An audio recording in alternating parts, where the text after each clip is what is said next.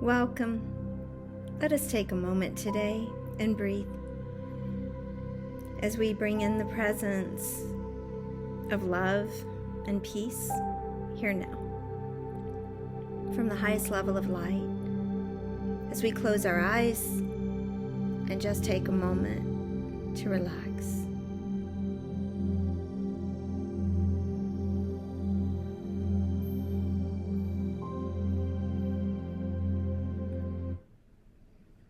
As we now open up just for a very brief sharing on limiting beliefs and what it means to have limiting beliefs and how this can be affecting us in our time and energy here on earth, and how we are limited in what we may be sharing on the planet here now, and how limiting beliefs affect our co-creative expansion, how limiting beliefs affect our ability to receive and create. When we speak of limiting beliefs, we speak of things that are held in our consciousness or things that are imprinted by others. The beliefs linked to patterns, linked to systems, emotionally, mentally, physically, and spiritually. One of the things that is holding back many in their health and in their relationships is their belief systems, what's put into the brain in the way of programming. And the more that we release a limiting belief or a restricted belief system, the freer we become.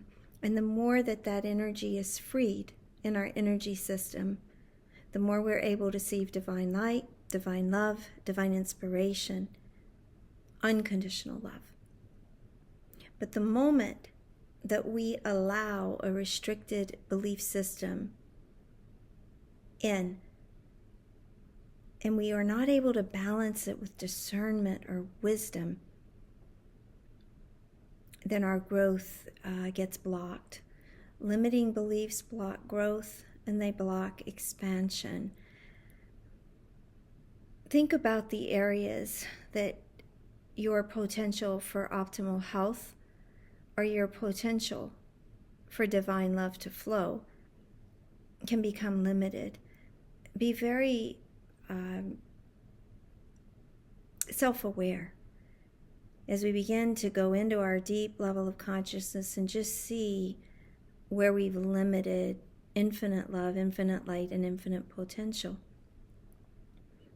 This message seems very simple, but it's actually very deep and profound.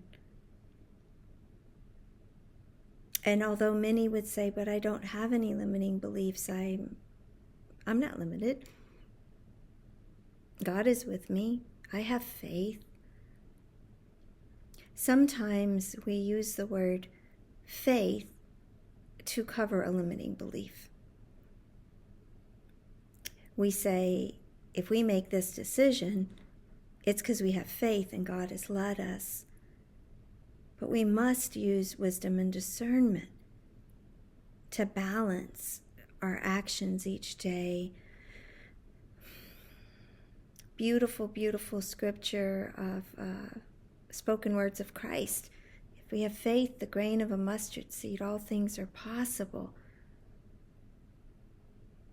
But there's also the words of Solomon, which speaks of wisdom and discernment and choice and inaction.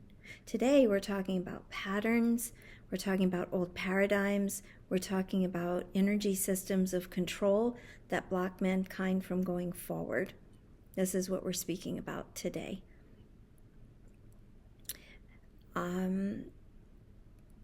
Let's talk about health for a moment.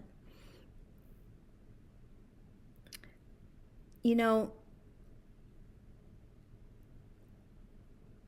if what we believe is so strong, but we're unable to see that it has limited our expansion, then we will remain stuck. And if we believe what someone else is telling us so strong because they have a name, a title, a degree, then we buy into that system. And it is a very strong system. So when we speak of healthcare,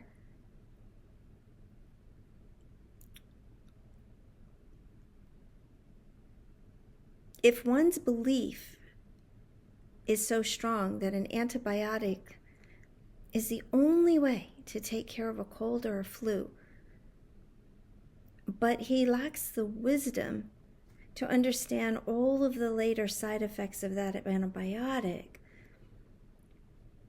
or he lacks the wisdom to open into the consciousness of the universal template, that there are over 1,000 natural ways to combat a cold or a virus,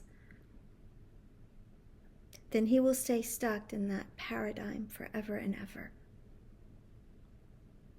If one believes that to treat diabetes, the only way is to take the product prescribed because the doctor said so, then he will remain there. He will remain there. He will remain indebted to refill that prescription every month. Now, in wisdom, we honor the body. We listen. We hear what the body is saying. And when we hear what the body is saying, we look for where the restriction is in our body. And wherever the energy is not flowing or restricted, we go all the way to that root cause. And this is keys that we use in a healing environment. And as we go deeper into that, we understand that we've been given so many ways, for example, to treat a basic condition such as diabetes. But if our belief is invested in refilling a medication, then that is what we will do. And if our wisdom lacks the discernment to see that there'll be side effects later of that one product, then we will suffer karma later. The highest level of health is to take in only substance that will agree with every organ in our body. The highest way is to take in only product that's totally harmonious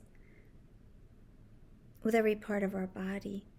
We have very beautiful ways of doing this through a healing environment, very, very specific ways. We can do it through a very detailed way of reading the energy of the body. We can teach how to be intuitive with our own body. Yes, we will make errors. We are human, but our goal on earth is to remain as clear as possible so that we can care for the beautiful temple that we've been given, the vessel that God has given us for our time on the earth. Limited beliefs also cross over into areas of systems that we buy into, that we believe. Whatever we're putting in our mind all day, it's what we believe. But if we are still and we are silent, and we go deep within, and we really, really ask for truth, we will see that when we follow the way and walk of God, it is limitless, it is expansive, it is creative. There is never, ever, ever a block of love.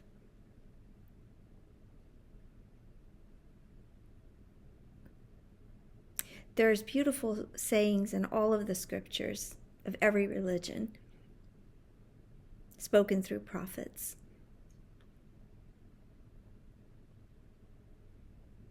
One of the beautiful ones that I lean towards is the one that says, "Be ye not unequally yoked." Be ye not unequally yoked. Very biblical. What does that mean? It means that if we're matching of like vibration, then things are harmonious between the two. And if one has an infinite, creative, expansive energy, and the other is an energy of restriction, separation,